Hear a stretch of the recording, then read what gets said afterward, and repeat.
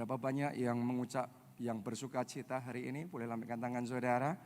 Berapa banyak yang percaya ada berkat spesial Tuhan mau curahkan di tengah-tengah kita. Dua tangan tinggi-tinggi, tepuk tangannya yang paling meriah buat Tuhan kita. What a joy. Sebuah sukacita buat saya hari ini bisa melayani saudara semua di tempat ini.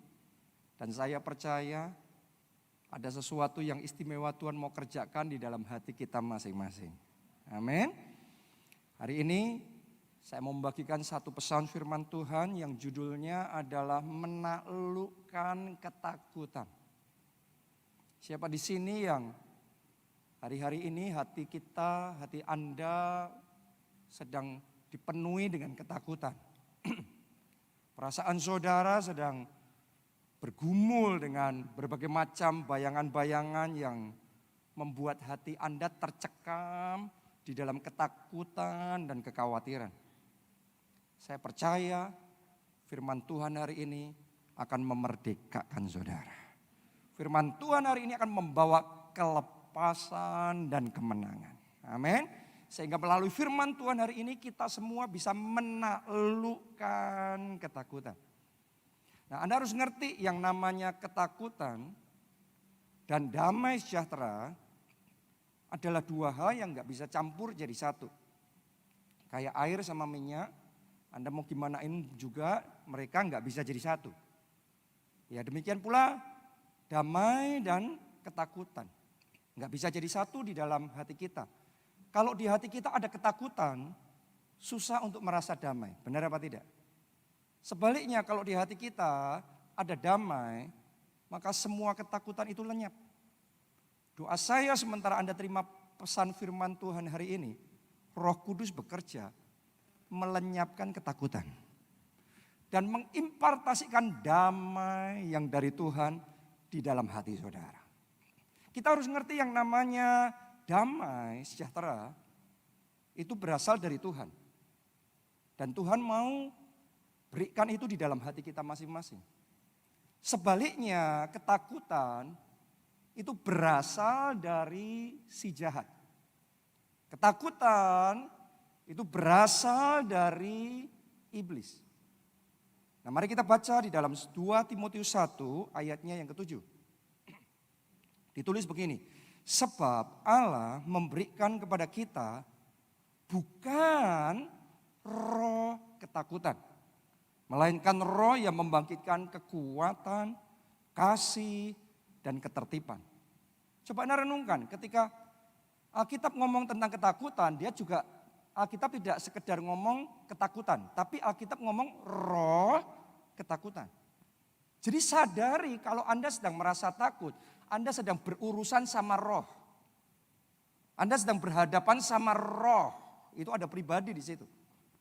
Ketakutan bukan cuma perasaan saja. Ketakutan bukan cuma satu bentuk manifestasi, ekspresi dari emosi kita saja. Tapi ketakutan adalah sebuah roh yang berasal dari iblis.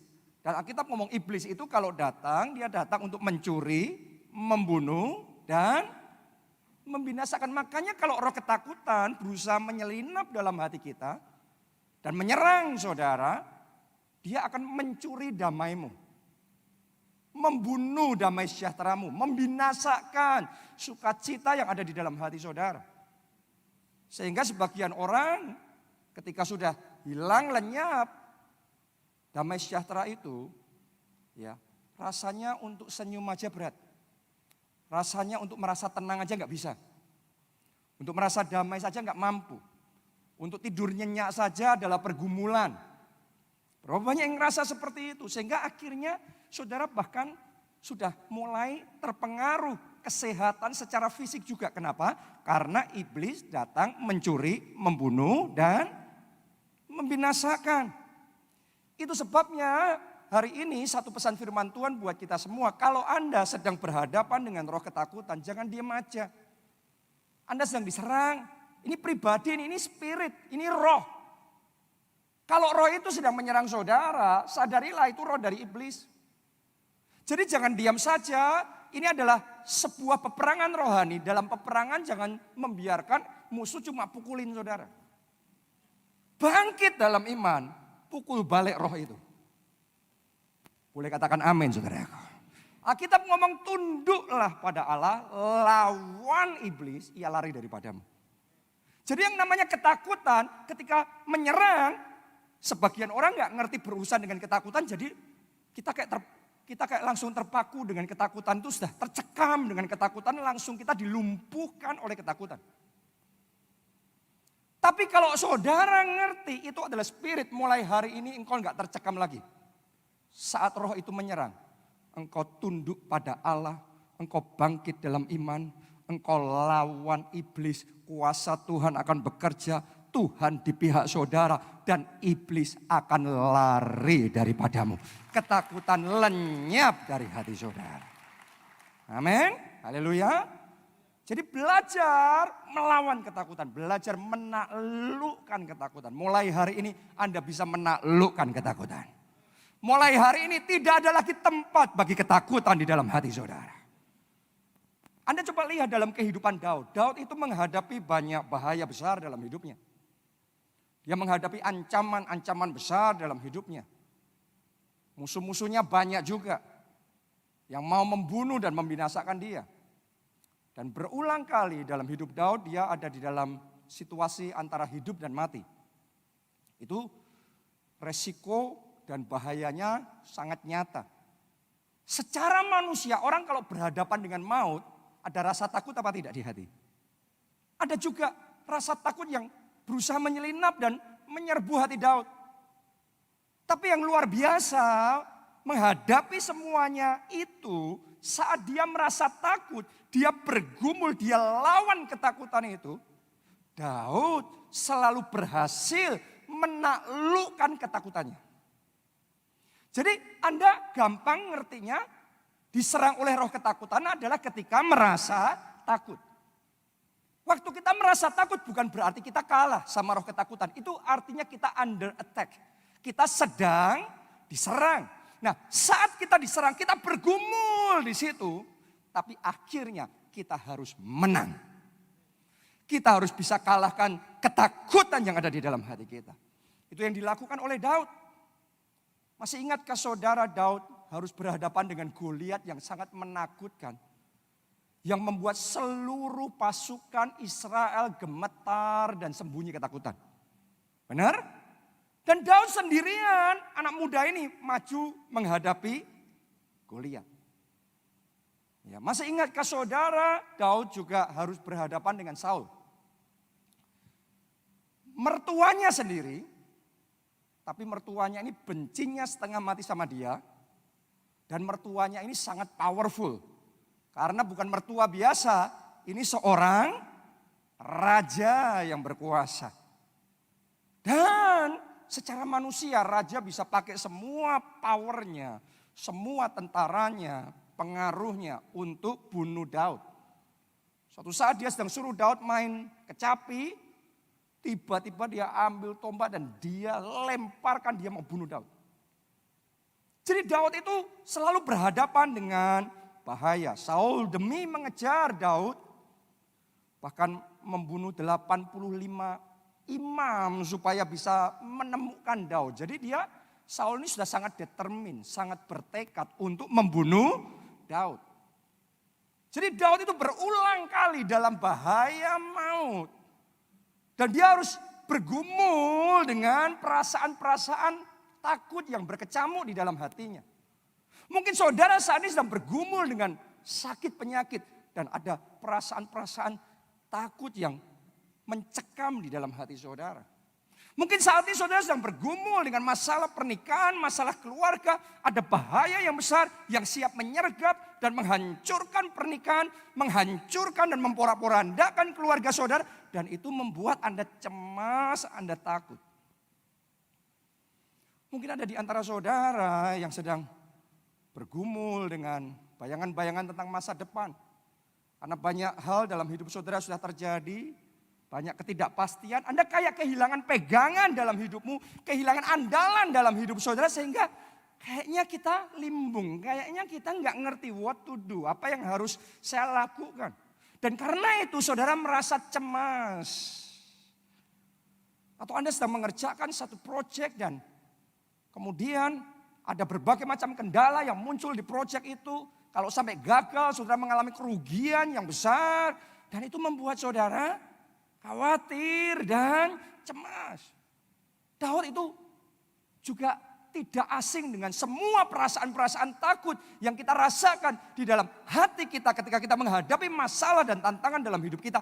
Tapi luar biasanya sementara dia menghadapi semuanya itu, akhirnya Daud bisa menang. Dan dia bisa taklukkan ketakutannya. Hari ini Roh Kudus bekerja memberi kekuatan sehingga Anda pun bisa menang. Ketakutan dipatahkan, dihancurkan, dan hari ini kelepasan terjadi dalam hidup saudara.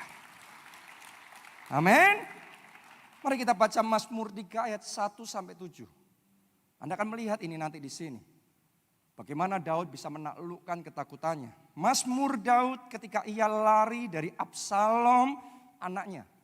Kenapa Daud lari? Karena anaknya sendiri mengkhianati dia. Absalom ini pintar ngomong, pintar cari simpati. Kebanyakan tentaranya Daud berpihak sama Absalom. Kebanyakan rakyat Israel juga berpihak sama Absalom. Jadi Daud terdesak, dia sampai harus lari meninggalkan istana. Jadi dalam keadaan yang genting dan gawat. Ayat 2. Ya Tuhan, betapa banyaknya lawanku. Banyak orang yang bangkit menyerang aku. Jadi Daud tuh ngelihat musuhnya nggak satu, tapi banyak banget. Ada nggak di antara saudara yang ngomong hari-hari ini kok masalahku banyak sekali. Bertubi-tubi nggak habis-habis. Dan saudara capek banget ngadepin kok nggak selesai-selesai masalah itu. Berkepanjangan, bukan cuma satu jenis, banyak jenis masalah itu. Terus mendera dalam hidup saudara. Itu yang dirasain Daud, betapa banyaknya lawanku, banyak orang bangkit menyerang aku. Ayat yang ketiga, banyak orang yang berkata tentang aku, baginya tidak ada pertolongan daripada Allah. Bahkan sampai disumpahin kayak gitu. Mungkin saudara juga bahkan sempat berpikir dalam hatimu, kok gak ada pertolongan dari Tuhan ya? Kok Tuhan gak buka jalan ya? Kok gak ada mujizat ya? Kok gak ada jawaban doa ya? Apa yang jadi pergumulan dalam hatimu itu juga yang dirasakan oleh Daud. Dan dalam kondisi seperti itu secara manusia pasti ada rasa takut. Yang berusaha menyelinap masuk di dalam hati kita. Ayat yang keempat. Tetapi Engkau Tuhan adalah perisai yang melindungi aku. Engkaulah kemuliaanku dan yang mengangkat kepalaku. Dengan nyaring aku berseru kepada Tuhan. Dan ia menjawab aku dari gunungnya yang kudus. Selah. Aku membaringkan diri lalu tidur. Aku bangun sebab Tuhan menopang aku. Aku tidak takut kepada puluhan ribu orang yang siap mengepung aku. Wow. Di tengah semua masalah itu, di tengah ancaman yang besar, Daud ngomong begini. Aku membaringkan diri lalu apa? Tidur. Oh, itu berkat yang sangat manis. Yang bisa Anda terima dari Tuhan. Saat banyak masalah, tetap tidurmu nyenyak. Tetap tidurmu manis. Saya berdoa berkat spesial itu sekarang dalam nama Yesus. Terima dalam hidup saudara.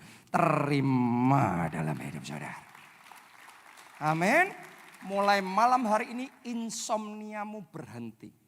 Saya deklarasikan in the name of Jesus, insomnia saudara berhenti. Saya nubuatkan malam hari ini Anda terima damai yang dari Tuhan. Dan dengan damai itu engkau tidur nyenyak, tidur manis. Dan besok bangun segar fresh dengan kekuatan baru dari Roh Kudus. Tepuk tangannya boleh yang paling meriah buat Tuhan kita.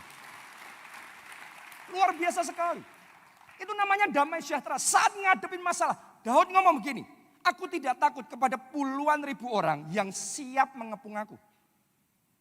Jadi Daud tidak takut bukan karena puluhan ribu orang itu sudah berbalik, gak lagi menyerang dia. Puluhan ribu orang itu masih mau mengepung dia. Tapi tidurnya nyenyak. Terus dia ngomong, aku tidak takut. Mulai hari ini ketakutanmu lenyap. Mulai hari ini kekhawatiranmu lenyap. Mulai hari ini kecemasanmu lenyap. Terima damai sejahtera daripada Roh Kudus. Katakan amin. Tepuk tangannya pula yang paling meriah buat Tuhan kita. Yes, yes. Jadi sementara firman Tuhan ini disampaikan, jangan cuma dengar di pikiran kita. Buka hati saudara, terima damai yang dari Tuhan. Terima damai sejahtera dan sukacita dari Roh Kudus memenuhi hati saudara. Saya tahu ada kuasa Roh Kudus yang sedang bekerja saat ini. Menyembuhkan jiwa yang terluka. Saya rasakan ini, Roh Kudus tiba-tiba bicara di hati saya, ada di sini yang jiwanya sedang terluka. Ada yang di luarnya tampak baik-baik, tapi sebenarnya Anda jujur jiwamu capek banget. Tapi hari ini kekuatan ilahi turun atas hidup saudara. Mulai hari ini divine strength, kekuatan ilahi, damai sejahtera yang melampaui segala akal itu bertahta dalam hati saudara. Amin. Sehingga kita bisa mengalahkan ketakutan kita.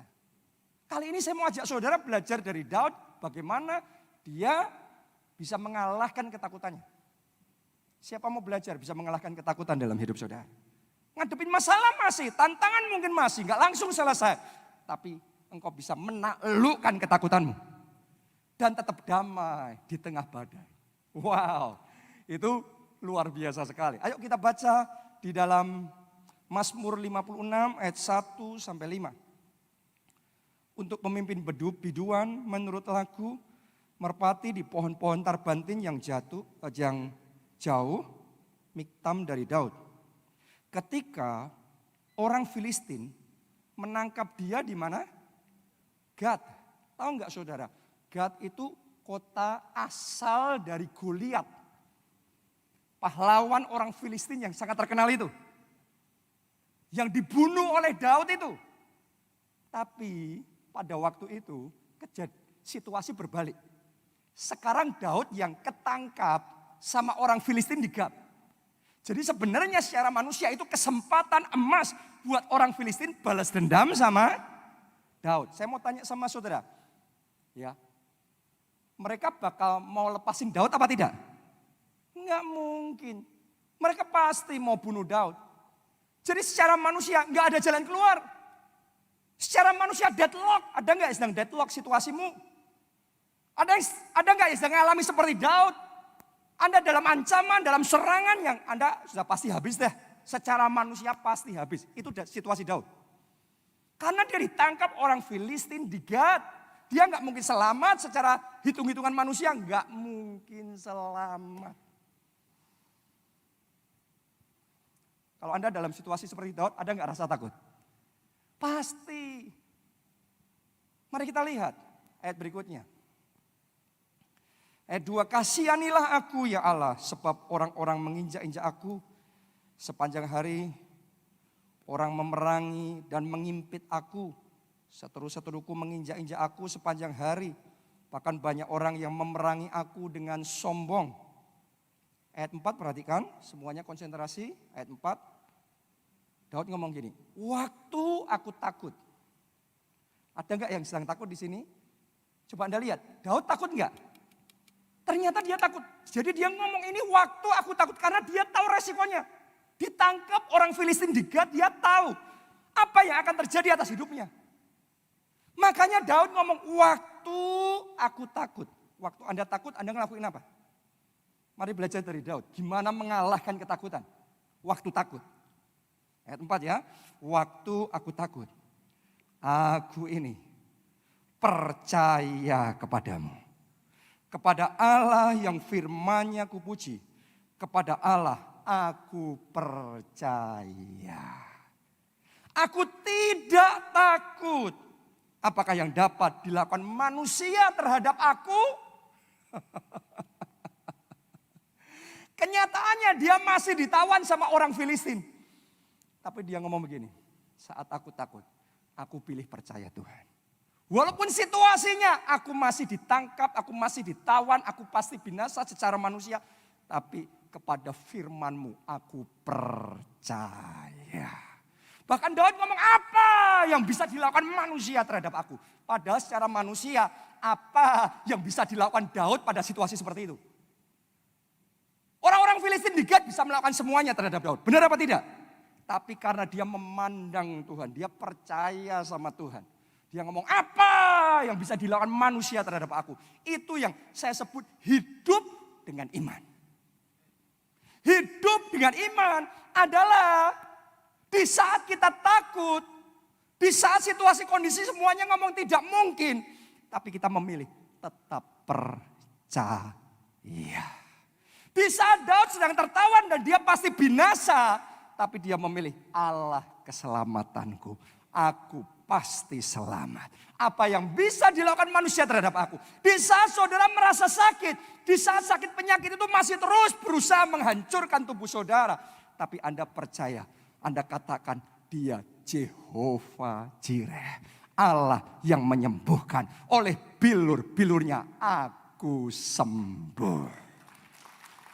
Amin. Di saat saudara masih menghadapi closed door, pintu-pintu tertutup. Tapi engkau berkata, Tuhanku yang pegang kunci. Kalau dia buka pintu, siapa yang sanggup menutupnya? Kalau dia tutup pintu, siapa yang sanggup membukanya? Dan saat ini di dalam nama Yesus saya nubuatkan, angkat dua tangan saudara, angkat dua tangan saudara. Dalam nama Yesus saya nubuatkan pintu-pintu terbuka, terbuka, terbuka, terbuka, terbuka, terbuka. Kemenangan terjadi. Katakan amin, tepuk tangannya meriah buat Tuhan kita. Itu iman.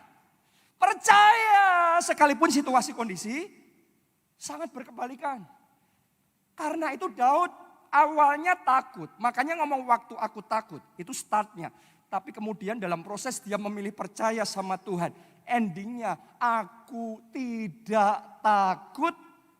Kata Daud. Jadi dia sudah berhasil mengalahkan ketakutannya. Jadi hari ini saya ingin tantang saudara. Di tengah ketakutanmu. Pilih percaya sama Tuhan. Di tengah engkau menghadapi semuanya itu, pilih iman kepada Tuhan. Iman itu artinya percaya sekalipun belum melihat. Saudara harus ngerti, Daud belum melihat dia lepas dari orang Filistin, tapi dia tetap percaya. Mungkin engkau sekarang belum lepas dari hutang piutang, tapi engkau percaya. Dia Jehovah Jireh. Dia sanggup menyediakan semua yang kita butuhkan. Dan belenggu hutangku lunas. Ada kemerdekaan, ada kelegaan, ada kelepasan yang Tuhan berikan di dalam hidupku. Itu iman. Iman gak nunggu hutangnya lunas dulu baru lega hatinya. Iman di saat hutangmu masih dalam kondisi gitu. Engkau memandang Tuhan dan engkau memilih aku percaya. Iya, wow, hari ini kelegaan Tuhan berikan dalam hati saudara. Itu iman. Saya rasakan sementara firman ini disampaikan, standar iman saudara mulai diangkat ini sama Roh Kudus. Anda rasakan itu? Ya, Roh Kudus sedang bekerja. Karena itu iman. Iman itu kita belum melihat kesembuhannya, kita belum melihat jalan keluarnya, kita belum melihat solusinya, kita belum melihat mujizatnya, kita belum melihat kemenangannya. Tapi kita percaya. Iman juga adalah percaya sekalipun kita belum mengerti. Percaya sekalipun belum apa? Belum mengerti. Hasil akhirnya kita menang apa kalah? Hasil akhirnya sakit penyakit ini sembuh apa tidak? Hasil akhirnya keluarga kita dipulihkan apa tidak? Kan kita secara manusia nggak ngerti. Sekalipun nggak ngerti, kita memilih tetap percaya. Waktu Daud ngomong, waktu dia ditangkap di Gat, terus dia ngomong, waktu aku takut, aku memilih percaya sama Tuhan. Aku tidak takut. Apa yang bisa dilakukan manusia terhadap aku? Saya mau tanya, waktu Daud ngomong itu, dia sudah tahu belum dia bakal selamat apa tidak dari orang Filistin? Dia nggak ngerti. Sekalipun dia nggak ngerti, dia memilih tetap percaya. Itu iman. Jadi Anda nggak harus ngerti, akhirnya Anda akan menang apa kalah, akhirnya akan sembuh apa tidak, akhirnya akan terjadi terobosan apa tidak. Sekalipun nggak ngerti, saya tantang saudara, tetap percaya. Itu iman, dan iman yang kayak gitu selalu menarik kuasa Allah bekerja. Dan ketika kuasa Allah bekerja, di situ momen mujizat terjadi. Saat ini juga mujizat jadi. Dalam hidup mujizat jadi dalam keluarga saudara. Mujizat jadi dalam keuangan saudara. Mujizat jadi untuk masa depan saudara. Karena itu percaya. Ya, jangan ngeributi yang kelihatan terus. Pandang Tuhan. Walaupun kita belum ngerti, walaupun kita nggak tahu, tapi kita tetap percaya. Itu iman. Jadi kalau Anda nunggu harus ngerti semuanya dulu, baru Anda mau percaya, Anda nggak bisa berjalan dengan iman. Mari kita lihat satu ayat. Di Ibrani 11 ayat yang ke-8. Karena iman, Abraham taat ketika ia dipanggil untuk berangkat ke negeri yang akan diterimanya menjadi milik pusakanya. Lalu ia berangkat dengan tidak mengetahui tempat yang ia tujui. Saya tanya sama saudara, kalau Alkitab menulis seperti itu, berarti Abraham waktu taat sama Tuhan, percaya sama Tuhan, dia tahu nggak nanti bakal di kota mana, kota mana? Tahu apa tidak? Nggak ngerti. Tapi dia tetap taat. Abraham nggak ngerti kalau dia melangkah ngikuti rema dari Tuhan, nanti hidupnya makmur apa tidak. Nggak ngerti, tapi tetap taat. Itu iman. Itu sebabnya Abraham disebut bapak orang percaya. Kenapa? Walaupun dia nggak ngerti nanti bakal gimana, tapi dia pegang Tuhan. Dan kalau Anda pegang Tuhan, itu sudah cukup. Itu lebih cukup. Kalau Anda punya Tuhan, Anda punya segalanya. Yes! Itu yang menarik kuasa Allah, itu iman yang kayak gitu. Jadi saudara kalau misalnya dapat terima dari Tuhan, gak selalu harus ngerti semuanya dulu. Endingnya gimana, sembuh apa tidak, kalah apa menang. Mujizat terjadi apa tidak. Walaupun gak ngerti, walaupun gak melihat, walaupun gak tahu. Tapi memilih tetap percaya. Saya mau tanya sama saudara, coba Anda renungkan. Supaya kita ngerti gimana berjalan dengan iman. Waktu Petrus disuruh sama Tuhan Yesus, Petrus kamu melompat dari perahu dan mulai berjalan di atas air. Petrus pada waktu itu tahu nggak sih dia benar-benar bisa berjalan di atas air, mujizat bakal pasti terjadi apa tidak? Petrus sudah tahu apa belum? Belum. Banyak orang kalau belum bisa memastikan, belum bisa mantep percaya. Makanya nggak pernah ngalami kuasa Tuhan. Petrus walaupun nggak ngerti mujizat bakal terjadi apa tidak, namun karena Yesus yang ngomong, dia percaya. Dan karena dia percaya, iman yang kayak gitu menarik kuasa Allah. Dan saat itu juga mujizat terjadi. Petrus berjalan di atas air. Akan ada orang-orang di tempat ini saya nubuatkan. Sepanjang tahun ini Anda akan berjalan di atas kemustahilan. Akan banyak perkara-perkara yang mustahil. Tapi jadi kesaksian terjadi dalam hidup saudara. Oh, tepuk tangannya yang meriah buat Tuhan yang membawa kita berjalan di atas kemustahilan. Haleluya. Nuh juga sama. Nuh itu disuruh Tuhan bangun bahtera. Karena Tuhan ngomong akan ada banjir yang besar. Tapi kalau saudara jadi Nuh, ya saudara coba renungkan. Apa jaminannya bakal banjir besar? Gak pernah terjadi kok yang kayak gitu. Gak ada sejarahnya sebelumnya kayak gitu. Jadi buat Nuh itu gak ada pegangan. Bakal banjir benar apa tidak. Ya kalau banjirnya sampai separah itu. Kalau banjirnya cuma sedikit, nanti saya diketawain gimana. Nanti saya rugi gimana, sudah bangun bahtera begitu besar. Biaya begitu besar. Tenaga begitu banyak, waktu begitu lama terbuang. Apa jaminannya? Alkitab itu kisah orang-orang yang walaupun gak ngerti tapi percaya. Walaupun gak melihat tapi percaya. Itu yang disebut walk by faith. Berjalan dengan iman. Dan hanya orang-orang yang berani berjalan dengan iman seperti itu akan melihat kemuliaan Tuhan. Seperti Petrus melihat kemuliaan Tuhan. Seperti Nuh melihat kemuliaan Tuhan, Abraham melihat kemuliaan Tuhan, Daud melihat kemuliaan Tuhan. Anda semuanya Anda melihat kemuliaan Tuhan. Anda akan melihat kemenangan. Anda akan melihat kesembuhan. Anda akan melihat pintu-pintu terbuka. Anda akan melihat berkat dicurahkan. Anda akan melihat pemulihan keluarga terjadi. Anda akan melihat yang tidak ada jadi ada. Anda akan melihat yang tidak mungkin jadi mungkin. Tepuk tangannya yang paling meriah buat Tuhan kita. Itu iman. Itu yang namanya berjalan dengan iman. Banyak orang bertanya sama saya, Pak, kalau saya berimannya sampai seperti itu, ya kalau mujizat terjadi. Kalau enggak gimana? Ya kalau saya berhasil, tapi kalau akhirnya realita bicara saya gagal gimana? Saya ngomong sama saudara, it's okay. Seandainya kita beriman, terus mujizat tidak terjadi dan kita gagal, it's okay. Kenapa? Karena kita bisa belajar dari kegagalan. Belajar lebih banyak dari kegagalan daripada belajar dari keberhasilan. Dan pada waktunya kegagalanmu akan dirubah jadi keberhasilan. Amin.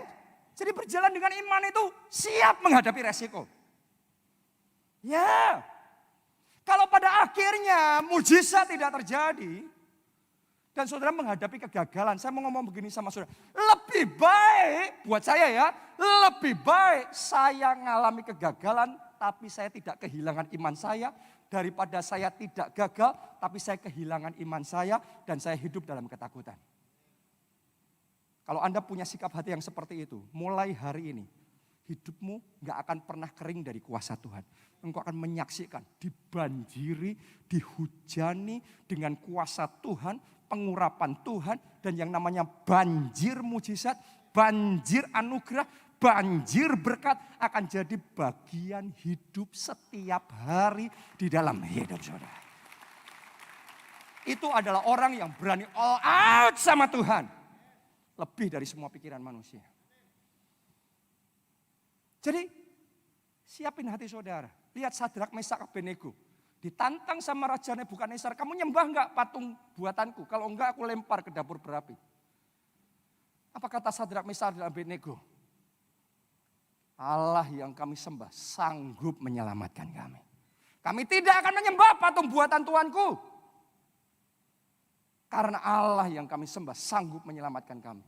Tapi seandainya Allah tidak menyelamatkan kami, ketahuilah ya Raja, kami tetap tidak akan menyembah patung buatan Tuanku. Kami tetap percaya kepada Tuhan. Itu jenis iman yang buat mereka, buat Sadrak, Mesak, dan Abednego, lebih baik mati tapi tetap pegang imannya daripada hidup tapi kehilangan imannya. Dan Anda lihat, walaupun secara manusia konyol, tapi Anda lihat, untuk orang-orang seperti Sadrak, Mesak, dan Abednego, Tuhan tidak pernah meninggalkan. Anda juga tidak akan ditinggalkan oleh Tuhan. Keluargamu tidak akan ditinggalkan oleh Tuhan. Hidup saudara, masa depan saudara ada dalam jaminan Tuhan. Katakan amin, tepuk tangannya yang meriah buat Tuhan kita. Haleluya. Esther juga ngalami suatu kali bangsanya mau dibasmi massal di zaman Haman.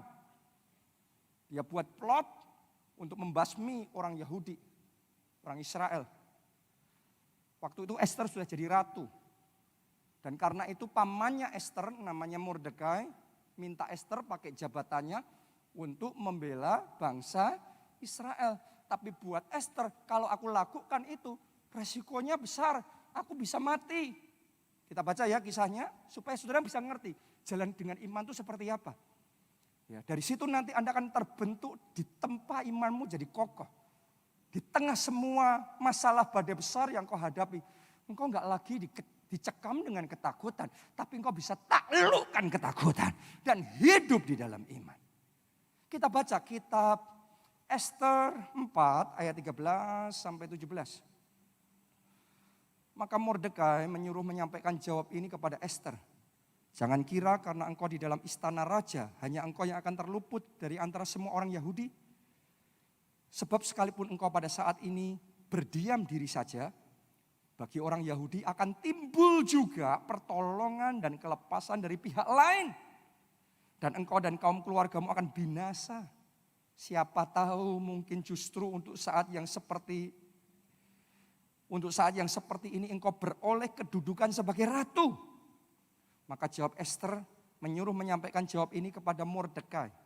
Pergilah, kumpulkanlah semua orang Yahudi yang terdapat di Susan dan berpuasalah untuk aku.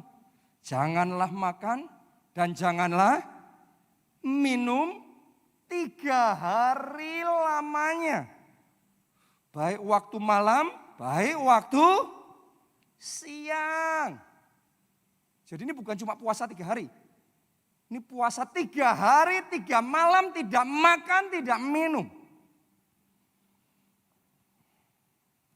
Aku serta dayang-dayangku pun akan berpuasa demikian. Dan kemudian aku akan masuk menghadap raja. Sungguh pun berlawanan dengan apa? Undang-undang. Anda harus ngerti kalau Ester lakuin itu karena berlawanan dengan undang-undang.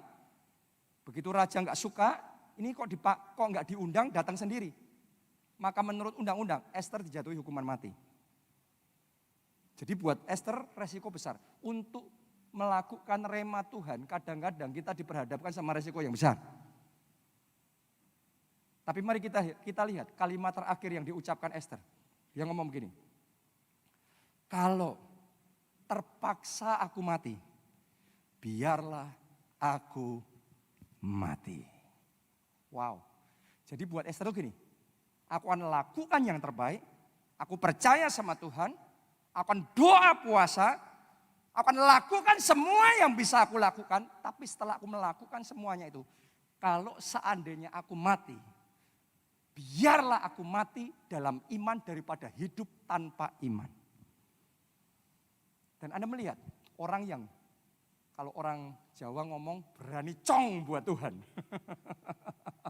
Orang yang imannya tuh nggak ngitung. Ya kalau untung berani, kalau rugi wah nanti dulu.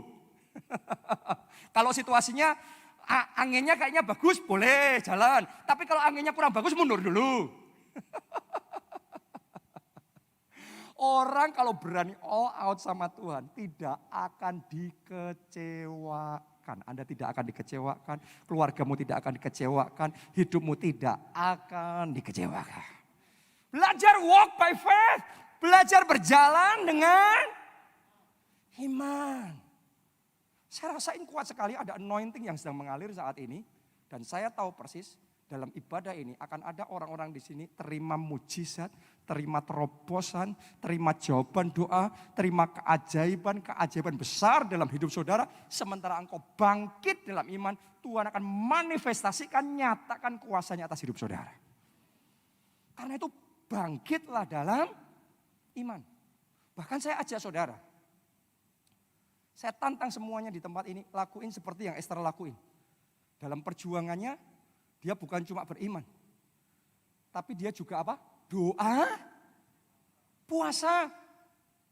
Saya tidak ajak saudara seperti Ester doa puasa 3 hari 3 malam, gak makan, gak minum.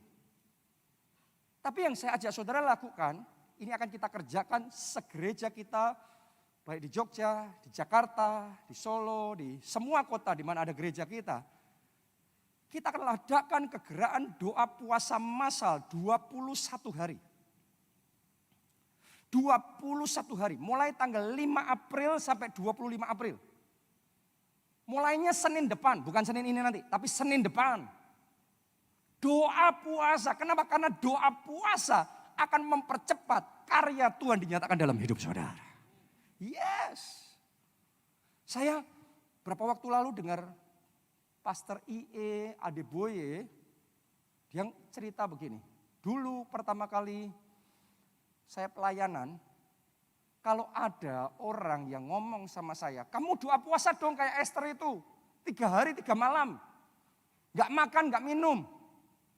Saya akan jawab orang itu, kamu mau saya mati ya? Nyuruh doa puasa kayak gitu, kamu mau saya mati ya? Kenapa? Karena buat dia itu tidak mungkin. Dia rasanya gak mungkin, itu kayak muluk-muluk banget. Tapi setelah dia di dalam pelayanan sebagai gembala, dia ngalami banyak. Dia ngerti rahasia kenapa kok Ester ngelakuin itu. Kenapa kok gak cuma percaya aja. Kenapa kok Ester menyertai iman percayanya dengan doa puasa. Kenapa? Karena ada power besar di situ.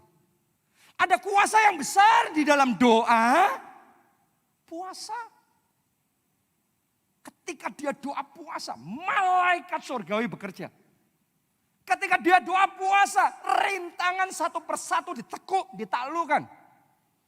Ketika dia doa puasa, pintu-pintu yang tadinya tertutup sekarang terbuka, terbuka, terbuka. Di situ Pastor Adi Boy belajar mulai berpuasa, berkembang otot-ototnya berpuasa.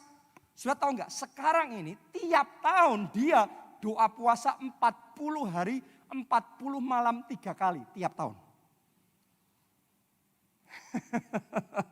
Dia sudah umur 80 tahun ya kayaknya. Hampir 80 tahun.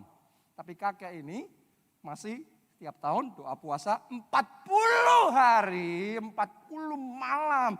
Dan Roh Kudus mensustain dia, memberi kekuatan. Bukan cuma bisa doa puasa, tapi Tuhan pakai dia mengalami terobosan-terobosan yang tidak dialami orang lain. Kenapa? Ada kuasa di dalam doa puasa.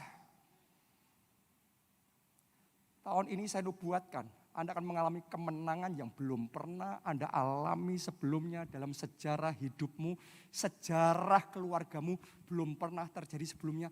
Tapi kemenangan dan mujizat dan berkat seperti itu Tuhan akan curahkan besar-besaran dalam hidup saudara. Amin. Karena itu saya tantang bangkit doa puasa.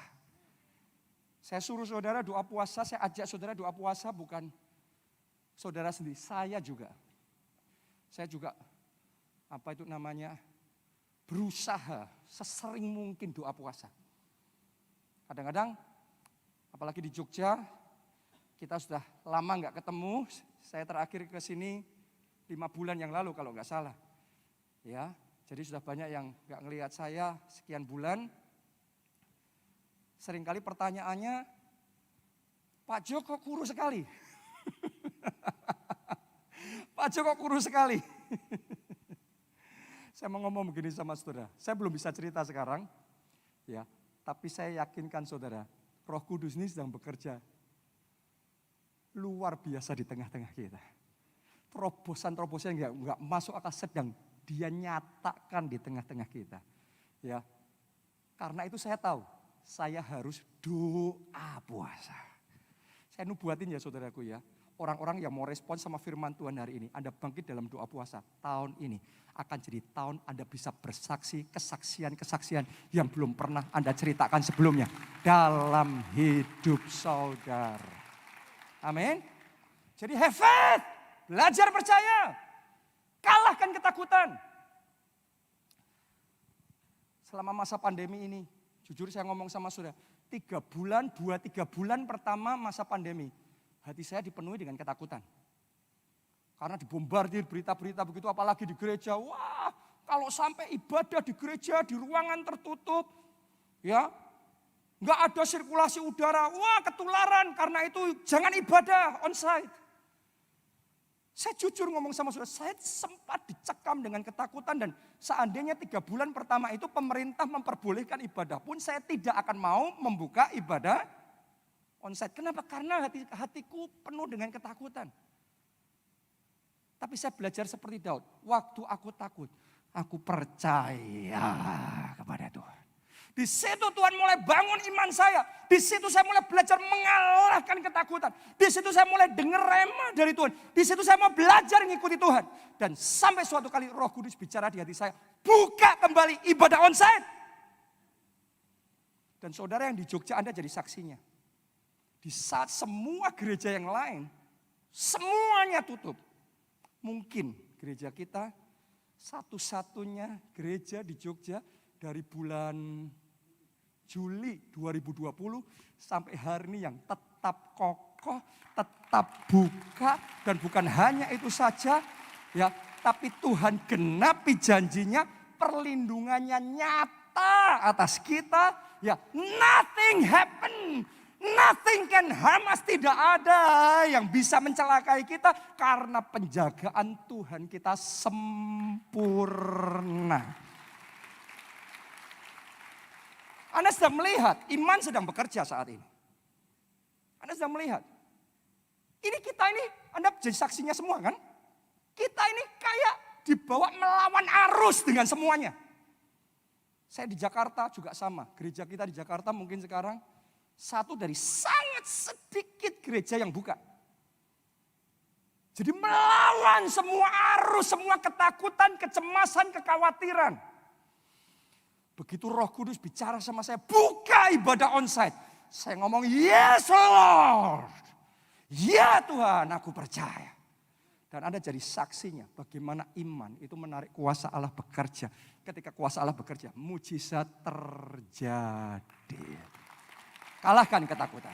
Kalahkan ketakutan. Jangan hidup dalam ketakutan. Kalahkan ketakutan. Kalahkan ketakutan. Bukan cuma kita buka ibadah onsite, Roh Kudus bicara, semua proyek-proyek pembangunan gereja kita jalan. Di masa ini orang pikir gak masuk akal, ini gereja gila. Semua pakar ekonomi ngomong hemat, tahan. Semua teman-teman hamba Tuhan pendeta saya ngomong kalau seandainya ada yang rusak, ya diperbaikinya kalau bisa masih nanti deh. Kenapa? Karena pemasukan gereja selama masa pandemi ini bukan cuma turun, terjun bebas. Saat semuanya terjun bebas, Roh Kudus bicara di hati saya, jalan. Aku akan mengadakan yang tidak ada jadi ada. Dan Anda nanti akan jadi saksinya bagaimana Tuhan kita lebih besar dari krisis. Bagaimana Tuhan kita lebih besar dari pandemi. Dia lebih besar dari resesi.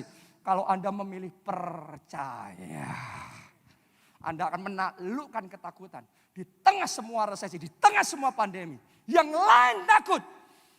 Kita tetap damai dan tenang. Karena kita punya Tuhan yang hebat, Tuhan yang berkuasa, yang bertindak dalam hidup kita. Oh, saya rasakan saat ini juga terobosan sudah terjadi. Terima itu kemenangan dalam nama Yesus. Katakan amin, tepuk tangannya yang meriah. Mari bangkit berdiri. Ku nyanyi haleluya. Ku nyanyi haleluya,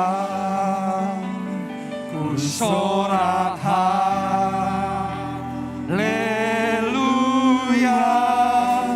mujizat besar pasti terjadi dalam hidupku. Lambaikan dua tanganmu, katakan ku nyanyi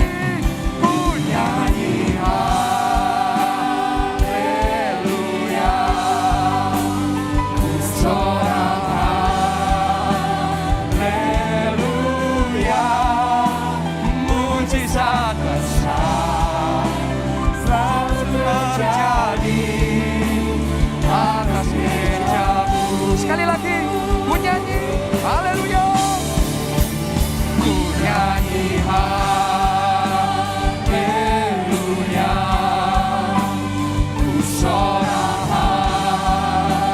haleluya, mujizat besar pasti terjadi dalam hidupku.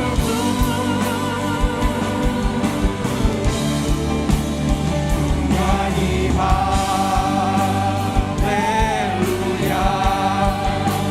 ku sorak haleluya, mujizat besar selalu terjadi atas hidupku. Yang pertama, untuk menaklukkan ketakutan kita nggak bisa sendiri. Kita butuh Tuhan. Bersama Tuhan, semua ketakutan, kecemasan dalam hati kita akan taklukkan. Di tengah puluhan ribu orang, puluhan ribu masalah, puluhan ribu persoalan yang berusaha menghempaskan kita. Seperti Daud ngomong, aku tidak takut. Aku tetap tenang, aku tetap damai, aku membaringkan diri lalu tidur. Aku bangun sebab Tuhan menopang aku. kuncinya Daud punya Tuhan. Jadi buat saudara yang belum pernah undang Yesus masuk dalam hatimu jadi Tuhan dan Juru Selamatmu, lakukan sekarang. Buat Anda yang pernah tapi Anda undur, Anda meragukan Tuhan, dedikasikan ulang hidupmu sama Tuhan. Dimanapun engkau berada, mari kita angkat dua tangan kita. Ikuti doa ini. Tuhan Yesus, masuklah dalam hatiku. Jadi Tuhan dan Juru Selamatku. Ampuni dosa-dosaku. Sucikan dan kuduskan aku. Selamatkan jiwaku. Mulai sekarang. Hidupku milik Yesus. Aku hidup bagi Yesus. Aku percaya dosa-dosaku sudah diampuni dan jiwaku sudah diselamatkan. Terima kasih Tuhan. Amin. Mari semuanya angkat dua tangan. Doa buat keluargamu, doa buat teman-temanmu yang belum terima Yesus, belum diselamatkan. Mari berdoa, Tuhan, belas kasihan-Mu turun atas mereka. Biarlah anugerah keselamatanmu mengalir. Sesuai firman-Mu, satu orang diselamatkan, seisi keluarganya juga diselamatkan. Pakai aku jadi saksimu, pakai jadi alatmu. Bawa jiwa bagi Yesus bulan ini. Bawa jiwa bagi Yesus bulan ini. Bawa jiwa bagi Yesus bulan ini. Bawa jiwa bagi Yesus. Oh, ralapasyara. Oh, ralapasyara.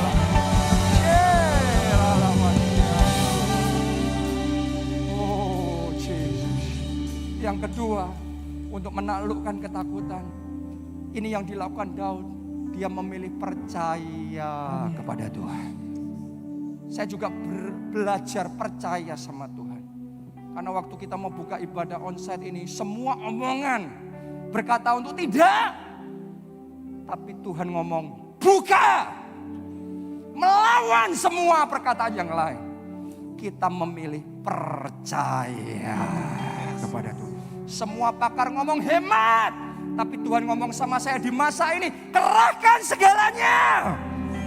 Nanti Anda akan melihat bagaimana kemuliaan Tuhan bekerja. Pilih untuk percaya. Jadi saat situasi tubuh saudara sedang sakit, fakta bicara engkau sakit, tapi engkau pilih percaya. Di dalam nama Yesus, aku sembuh. Wow, mungkin kenyataan engkau pintu-pintu tertutup, tetapi hari ini pilih percaya. Dia yang pegang kunci, dan kalau dia buka pintu, tidak ada yang bisa menutup. Kalau dia menutup, tidak ada yang bisa membuka. Dan di dalam nama Yesus, pintu-pintu terbuka dalam hidup saudara. Hari ini saya tantang, pilih percaya. Pilih percaya sekalipun tidak melihat. Percaya sekalipun belum mengerti.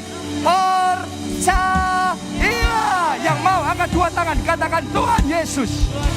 Katakan Tuhan Yesus, aku memilih percaya. Mari semuanya doa, nyatakan imanmu. Nyatakan imanmu, aku percaya.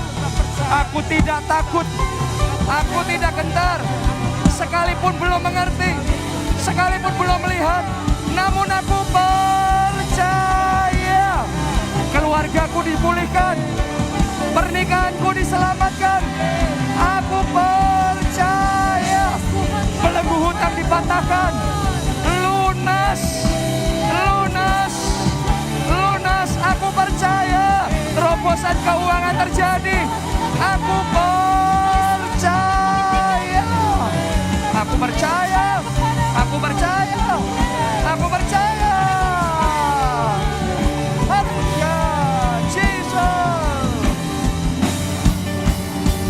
Nyanyi haleluya, ku sorak haleluya, mujizat besar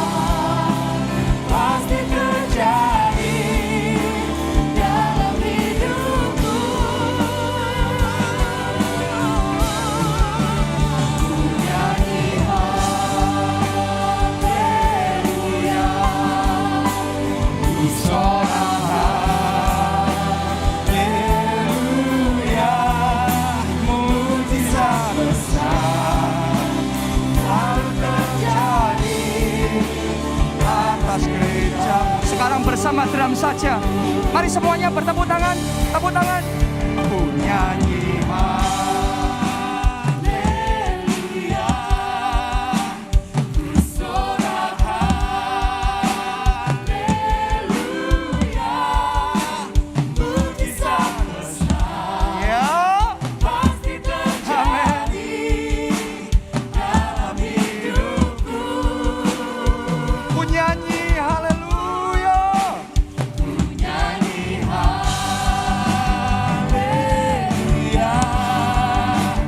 ku sorak haleluya.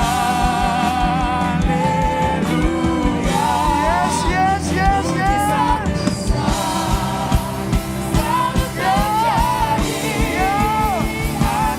Yang terakhir, mari yang terbaik, serukan bersama-sama. Ku nyanyi haleluya,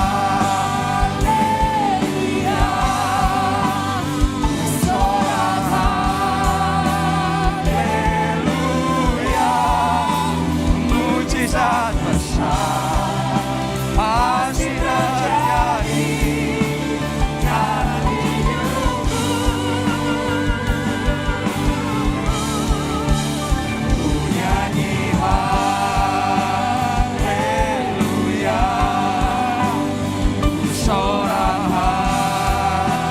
haleluya, mujizat besar selalu terjadi atas mejaku.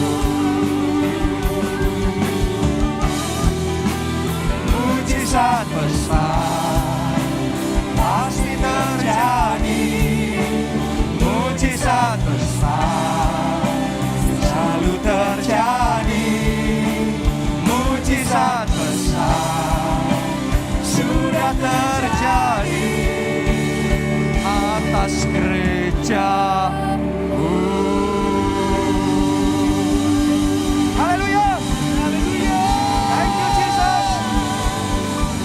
Semuanya bersama-sama kita katakan amin. Tepuk tangannya boleh yang paling meriah buat Tuhan kita. Haleluya.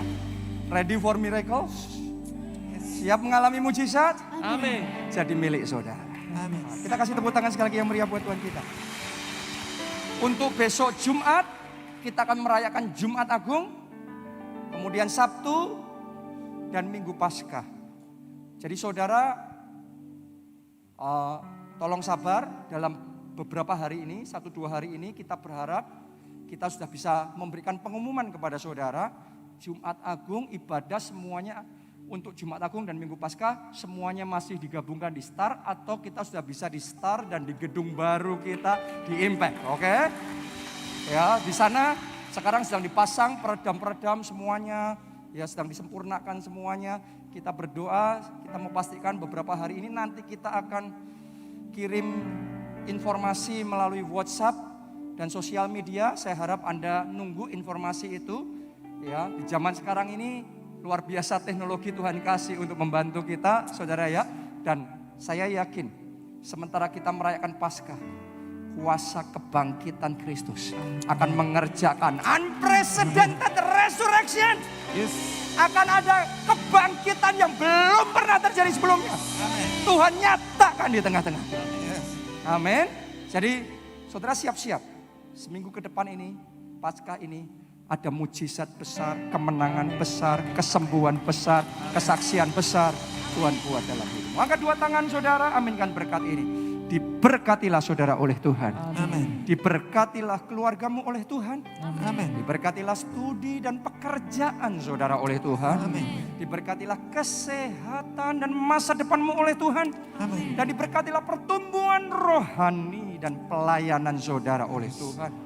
Dalam anugerah Allah Bapa, cinta kasih Yesus Kristus, persekutuan dengan Roh Kudus sekarang sampai selama-lamanya. Mari bersama katakan amin.